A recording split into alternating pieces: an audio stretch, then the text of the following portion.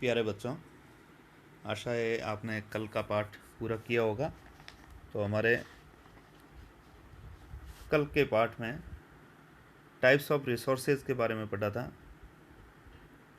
हम अभी कक्षा 8 की ज्योग्राफी का फर्स्ट लेसन पढ़ रहे हैं।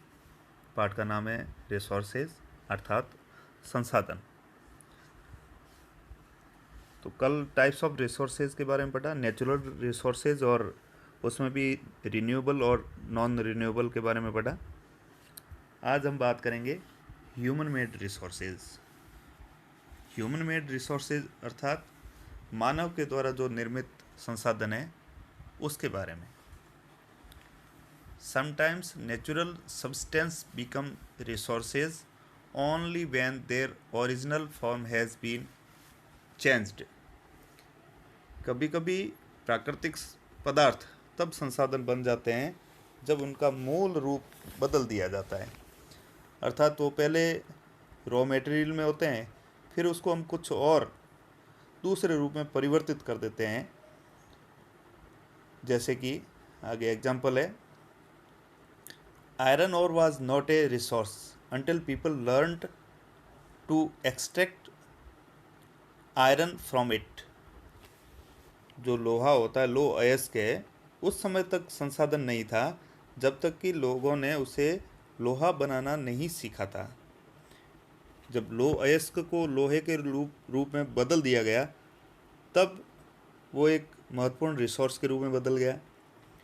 People use natural resources to make buildings, bridges, roads, machinery and vehicles which are known as human made resources.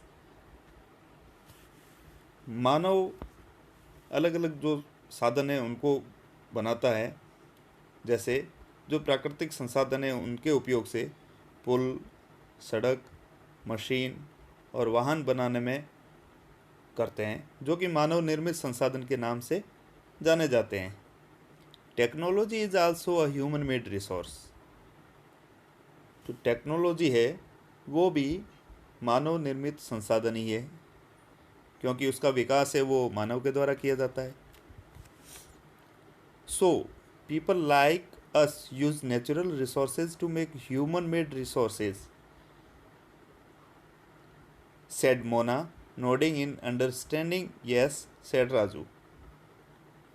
Mona ने समझाते हुए कहा कि इसलिए हम जैसे लोग प्राकृतिक संसाधनों का उपयोग करके मानव निर्मित संसाधन बनाते हैं।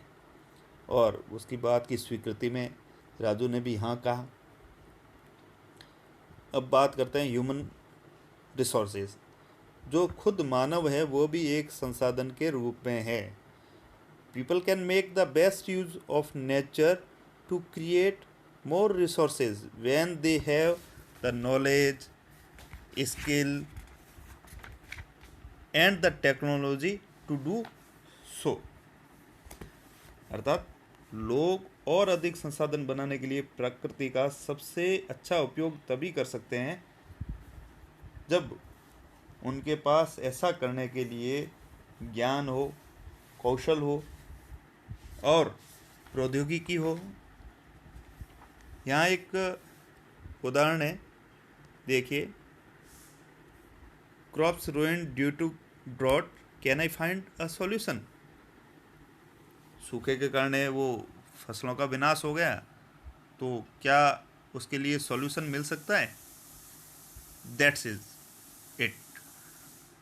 हाँ, मिल सकता है। कैसे? नई अपन ज्ञान की खोज करें, नई टेक्नोलॉजी का विकास करें तो मिल सकता है।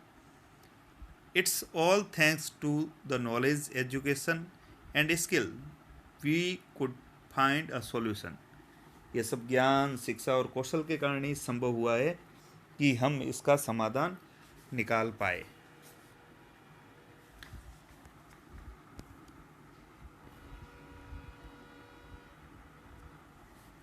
That is why human being are a special resource. इसीलिए मनुष्य एक विशिष्ट प्रकार का संसाधन है। People are human resources. लोग है वो मानव संसाधन कहलाते हैं। Education and health help in making people a valuable resource. तो मनुष्य को एक प्रमुख संसाधन कौन बनाता है? शिक्षा और स्वास्थ्य। Improving the quality of people's skill so that they are able to create more resources is known as human resource development. अर्थात अधिक संसाधनों के निर्माण में समर्थ होने के लिए लोगों के कौशल में सुधार करना मानव संसाधन विकास कहलाता है। यानी हम ज़्यादा संसाधनों का निर्माण कर सकें तो उसके लिए हमें कौशल में भी सुधार करना पड़ेगा, हमारा जो स्किल है उसको भी डेवलप करना पड़ेगा, तभी हम नई नई चीज़ों की खोज कर पाएंगे और जो दूसरी चीज़ें हैं उनको ज़्यादा मानव के लिए उपयोगी बना पाएंगे। अब केवल रिसोर्सेज का उपयोग करना ही पर्याप्त नहीं है। यदि हम लगातार ऐसा करते रहेंगे तो क्या होगा? एक दिन ये ख़त्म हो जाएंगे। तो रिसोर्सेज का कंजर्वेशन करना भी ज़रूरी है, उनको संरक्षित करना भी ज़रूरी है, जिससे उनका ज़्यादा दोहन नहीं हो और भविष्य के लिए भी वो बचे रहें। Mona had a nightmare. She dreamt that all the water on the earth had dried up and all the trees cut down. There was no shade and nothing to eat or drink. People were suffering and roaming around, desperately looking for food and shade. उसने एक सपना देखा मोना ने, जिसमें क्या देखती है वो कि पृथ्वी पर सारा पानी सूख गया है और सारे पेड़ कट गए हैं, जहाँ पर ना तो छाया है और ना कुछ खाना पीने के लिए। लोग परेशान हो रहे थे और चारों तरफ भोजन और छाया की तलाश में निराश घूम रहे थे। आप भी सोचो, यदि ऐसी स्थिति हो जाए तो क्या होगा कि हमारे इस पृथ्वी पर से पानी समाप्त हो जाए, पेड़ है वो न रहे, तो कितना बुरा होगा। She told her mother about the dream. अम्मा, can this really happen? She asked. उसने कहा कि ऐसा कुछ सच में हो सकता है? आप भी अंदाज लगाइए, क्या ऐसा वास्तव में हो सकता है कि यदि इस धरती से कभी पूरा पानी खत्म हो जाए और पेड़ भी धीरे धीरे कम हो जाएं और भी जो नेचुरल चीज़ें हैं वो भी समाप्त हो जाए? यस, अम्मा रिप्लाइड। अम्मा ने कहा हाँ, ऐसा हो सकता है। क्या कहा उसने? If we are not careful then even renewable resources can become very scarce and the non-renewable ones can definitely get exhausted। यदि हम नवीकरणीय जो संसाधन हैं उनके प्रति सतर्क नहीं रहते हैं तो वो क्या हो जाएंगे? धीरे धीरे खत्म हो जाएंगे, दुर्लभ हो जाएंगे और अनवीकरणीय संसाधन निश्चय ही समाप्त हो सकते हैं। अब बात आती है कि सस्टेनेबल डेवलपमेंट क्या होता है। सस्टेनेबल डेवलपमेंट का अर्थ है carefully utilising resources so that beside meeting and requirements of present also takes care of future generations. यानी जो संसाधन है उनका सतत पोषणीय विकास होना चाहिए, उसका उपयोग सावधानीपूर्वक होना चाहिए, ताकि न केवल वर्तमान पीढ़ी की अपितु भावी पीढ़ियों की भी आवश्यकता भी पूरी होती रहे। आगे आने वाली पीढ़ी है उसकी आवश्यकता भी पूरी होती रहे।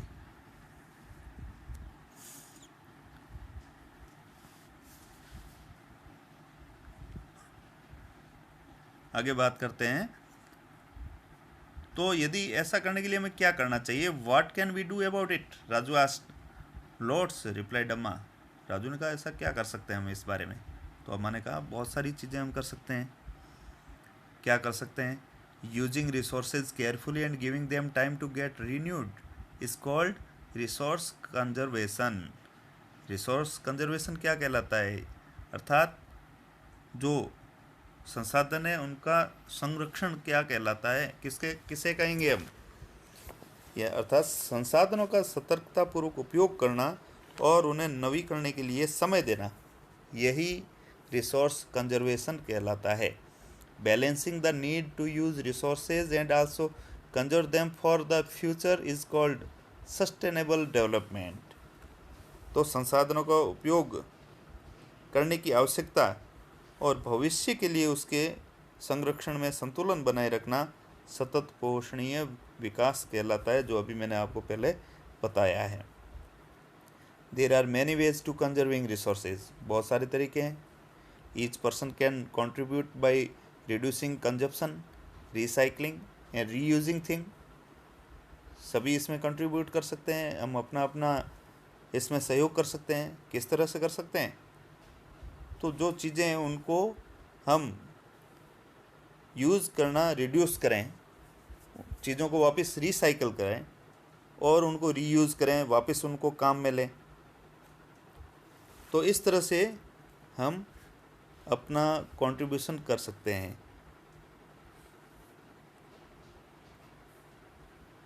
Ultimately it makes a difference because all our lives are linked.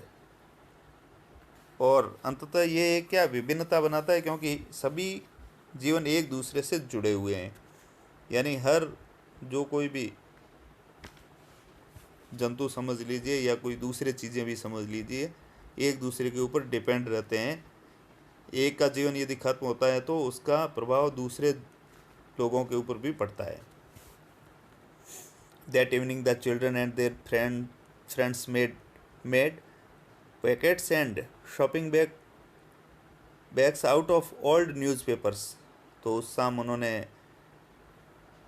पुराने समाचार पत्रों, व्यर्थ जो कपड़े थे उससे और बांस की डंडियों से लिफाफे और ख़रीदारी के लिए थैले बनाए।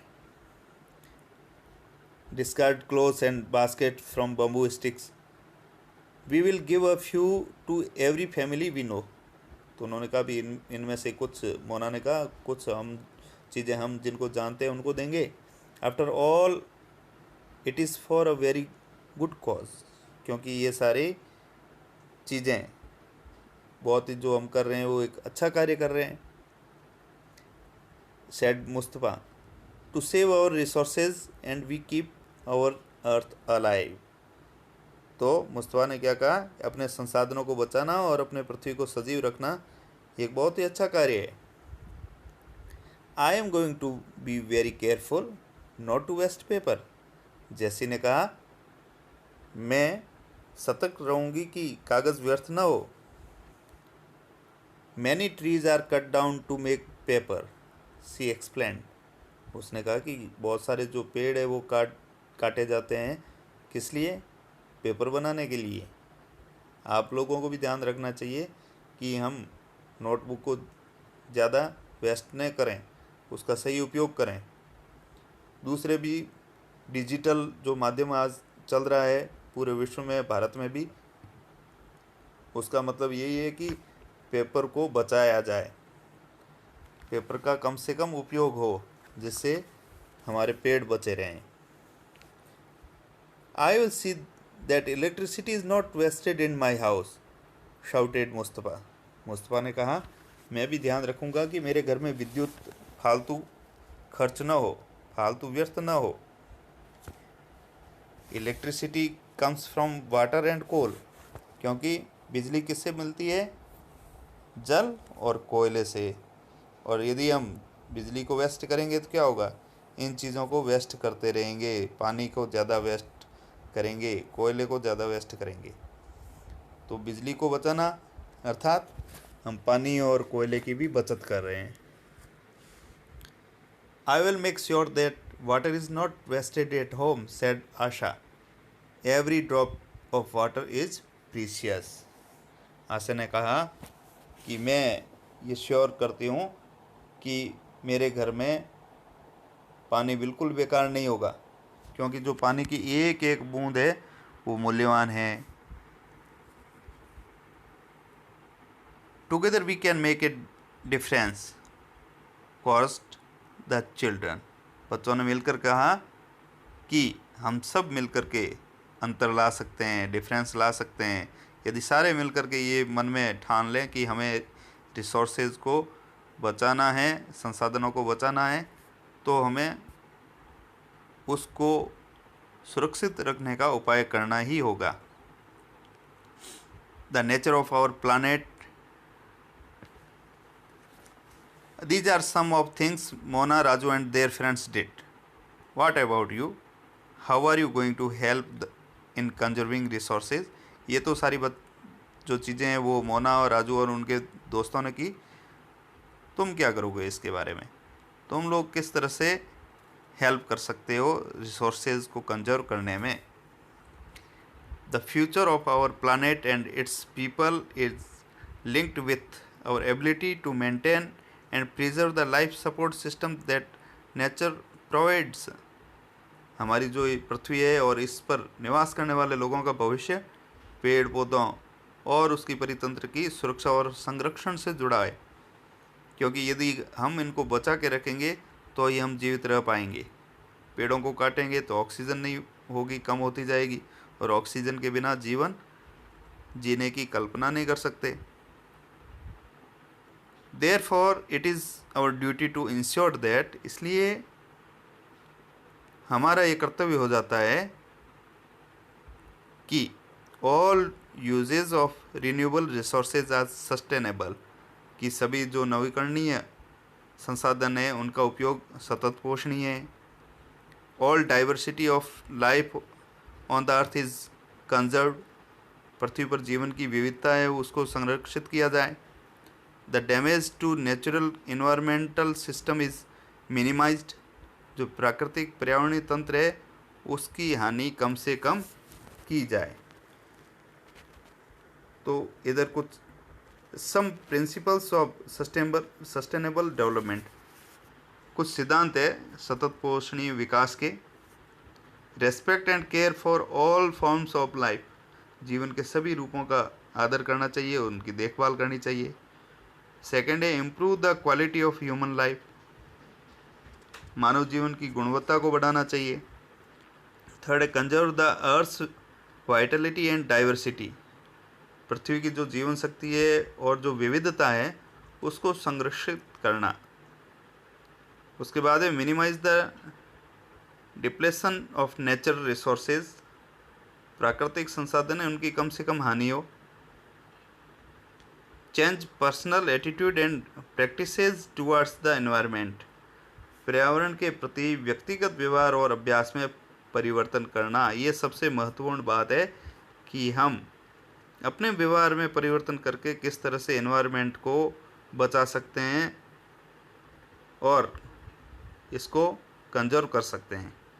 लास्ट है enable communities to care for their own environments, समुदायों को अपने पर्यावरण की देखभाल करने योग्य बनाना, लोगों को जागरूक करना, इसके बारे में शिक्षित करना, अवेयर करना कि किस तरह से वो अपना योगदान दे सकते हैं इस पर्यावरण को बचाने के लिए।